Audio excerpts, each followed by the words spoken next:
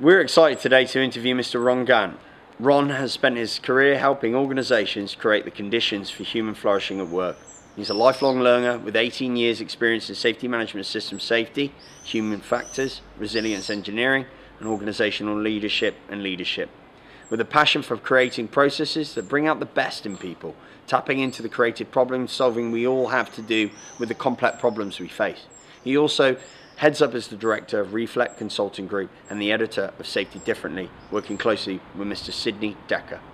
Today we discuss with Ron human factors, behaviour, safety management systems, leadership and resilience engineering, the new view of safety. Over to you, Ron.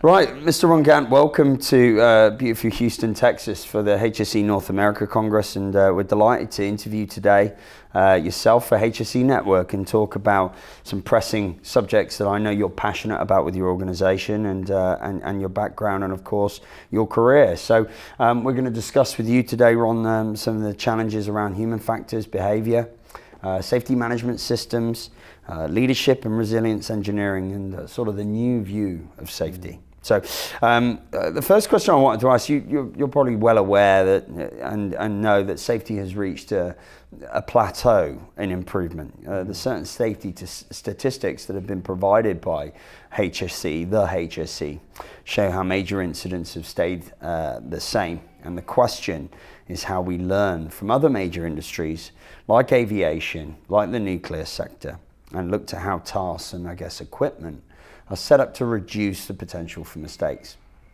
Companies are looking to adopt human factors, behaviors to help optimize operational safety. So my question to you is, what does human performance mean for you in practice, and what are the principles that define it? Yeah, so for me, human performance is about identifying how people operate in the real world and optimizing that to get better outcomes, right? So, kind of as a contrast, a lot of old ways of approaching safety are based on figuring out what you don't want and just stopping there and saying, okay, how do we stop that from happening? The problem with that approach was it was artificial. It didn't really consider people in the real world and in organizations and how people interact with risk and with each other. So human performance fixes that. From my perspective, it puts people back in context of the world they're living in, and then asks the question, okay, how can we make this relationship between people and the organization, people and each other, people and their equipment better? And so the key principles for me are to, number one, understand people's local rationality, how they make sense of the world in that moment. Understand that. That's number one. Number two, once you understand that, then ask the question, how can we make it easier for people to do the thing that's good, right? The right thing, whatever thing we want. How can we make it hard for them to do the wrong thing, whatever, getting themselves hurt, for example. And then also, how can we make it so that when people do the wrong thing or when the wrong thing happens, nobody dies. So make it recoverable. Okay, then, well, on that note, then, when we look at safety systems and processes, some will say that our approach, I guess, is way too bureaucratic, and as a result creates more and more paperwork. Some safety critical sectors, if you look at aviation, for example, have tackled this issue head on. They've radically simplified their safety systems. They did this, I guess, because investigations into a series of aviation accidents demonstrated that safety procedures were too complex, long and, if you like, not understood when needed.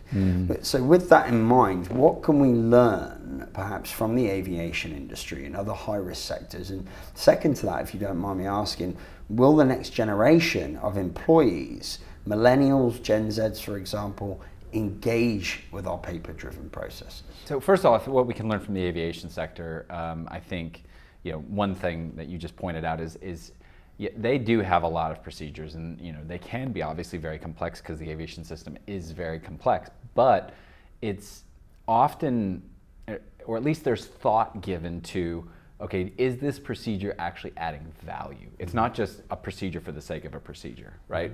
It's not just, hey, we had a problem, let's add a procedure, and then the problem will go away.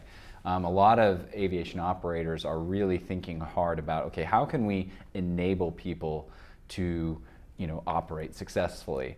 And then the question becomes, okay, would a procedure help in that instance? And so in a way, the procedure gets put back in its proper place, a tool, right? Something that's supposed to help us, not an end unto itself, which it sort of has become in a lot of organizations, right? Where it's, following the procedure is the measure for whether it's safe or not, which that doesn't make sense because everybody knows procedures are imperfect. So I think we can learn from aviation to put the procedure back in its place. It's a process intervention. It's not an outcome that we want.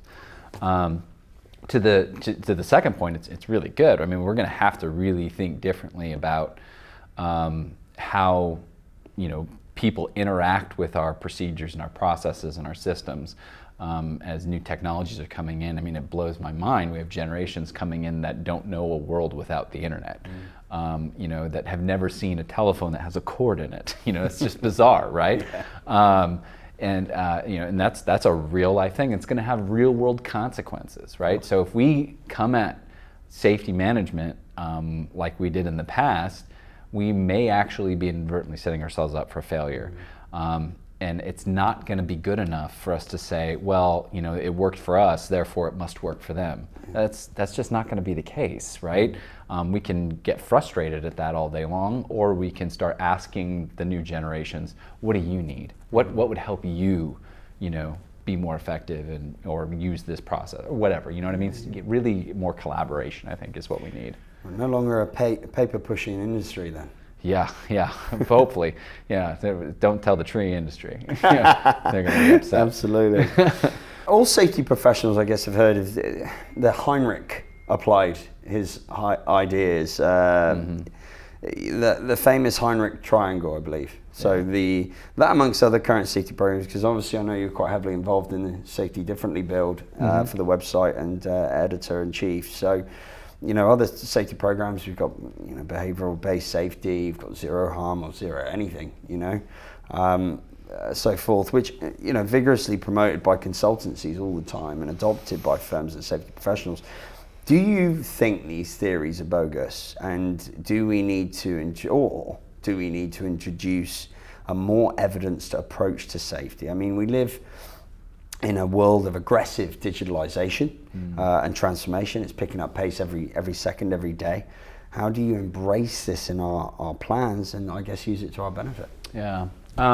So I wouldn't say that they're bogus. I would say that the interpretations of them are bogus. And so, I mean, the reason I say that is because, at the end of the day, the Heinrich pyramid is a correlation, right?